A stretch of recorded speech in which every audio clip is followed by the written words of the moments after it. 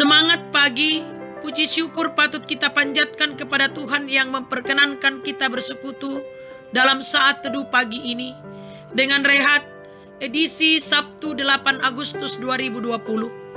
Mari kita mohon tuntunan Tuhan dalam doa. Kita berdoa.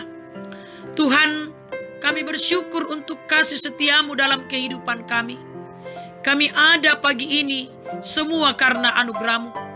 Mengawali kegiatan kami saat ini, kami rindu untuk mendengarkan kebenaran firman Tuhan. Roh Kudus tolong kami, agar kami memahami dan mengerti serta mewujudkan firman-Mu. Berfirmanlah Tuhan, kami mendengarkan. Dalam Yesus Kristus yang sudah mengampuni dosa kami datang kepada Bapa di sorga. Amin. Firman Tuhan pagi ini dari Injil Matius pasal 16 ayat 1 sampai ayatnya yang keempat. Demikian firman Tuhan. Orang Farisi dan Saduki meminta tanda. Kemudian datanglah orang-orang Farisi dan Saduki hendak mencobai Yesus. Mereka meminta supaya ia memperlihatkan suatu tanda dari sorga kepada mereka. Tetapi jawab Yesus, pada petang hari karena langit merah, kamu berkata hari akan cerah. Dan pada pagi hari karena langit merah dan redup, kamu berkata hari buruk. Rupa langit kamu tahu membedakannya, tetapi tanda-tanda zaman tidak.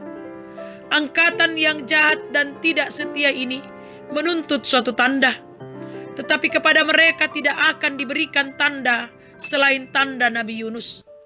Lalu Yesus meninggalkan mereka dan pergi.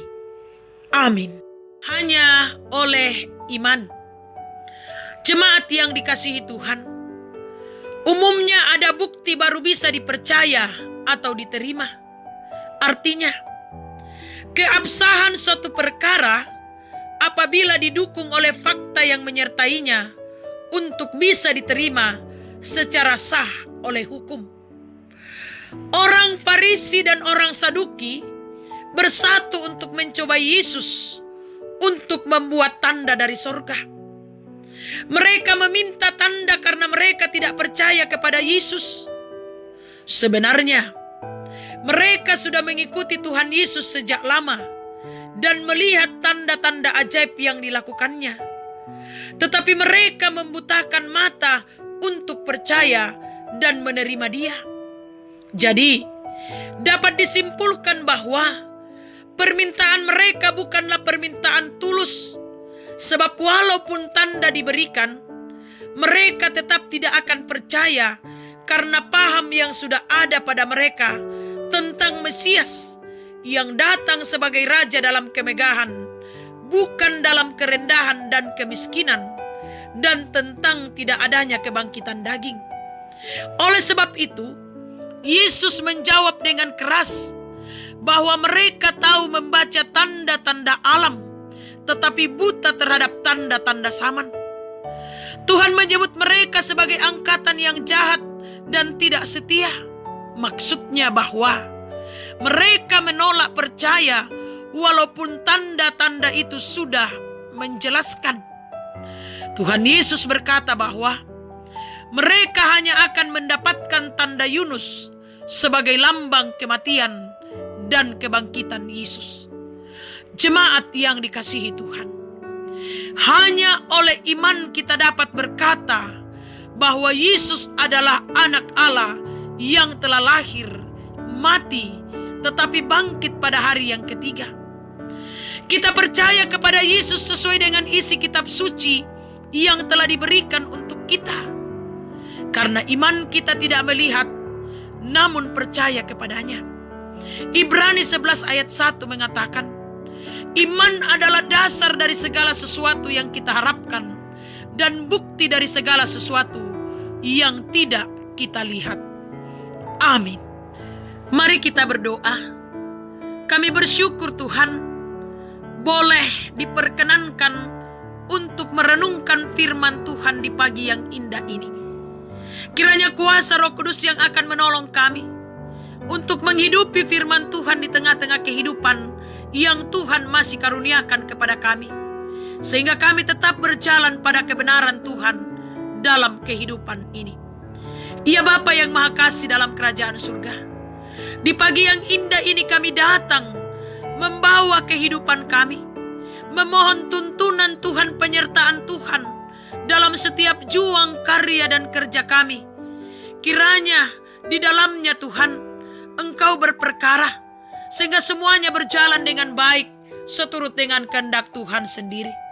Berkati usaha dan rencana-rencana kami, pekerjaan dan pelayanan kami, sehingga membuahkan hasil yang baik, seturut dengan kehendak Tuhan sendiri. Berkati rumah tangga kami Tuhan, hadirlah selalu menjadi nahkoda dalam hidup dan kehidupan rumah tangga kami. Berkati anak-anak kami dan cucu-cucu terkasih kami Tuhan, peliharakan dalam segala aktivitas mereka. Rumpun keluarga kami Tuhan, kami pasrahkan ke dalam tangan-Mu. Kiranya Tuhan tetap menjaga dan menopang mereka.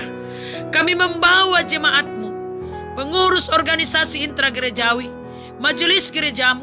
Tuhan, kiranya Engkau memberkati mereka di dalam menjalankan segala tugas tanggung jawab, bahkan pelayanan-pelayanan mereka dengan baik, seturut dengan kehendak Tuhan sendiri. Iya Bapa, kami pasrahkan ke dalam tangan pengasihan Tuhan akan saudara-saudara kami yang bergumul karena sakit penyakit. Tuhan, Engkau berkati mereka, pulihkan mereka, sembuhkan mereka, baik yang dirawat di rumah pun yang dirawat di rumah sakit. Yang lalai Tuhan ingatkan, yang berduka Tuhan hiburkan, yang bersuka cita pun karena berbagai hal, sempurnakan sukacita dan kebahagiaan mereka. Para janda, duda, anak yatim dan piatu, orang tua dalam usia lanjut, dampingi mereka dalam menjalani kehidupan ini Tuhan. Tuntun kami dan mampukan kami untuk saling menopang di dalam doa dan pengharapan hanya kepada Tuhan sendiri. Ya Bapa yang Maha Kasih, kami pasrahkan pemerintah kami berkati, bangsa dan negara kami berkati, sehingga aman tentram.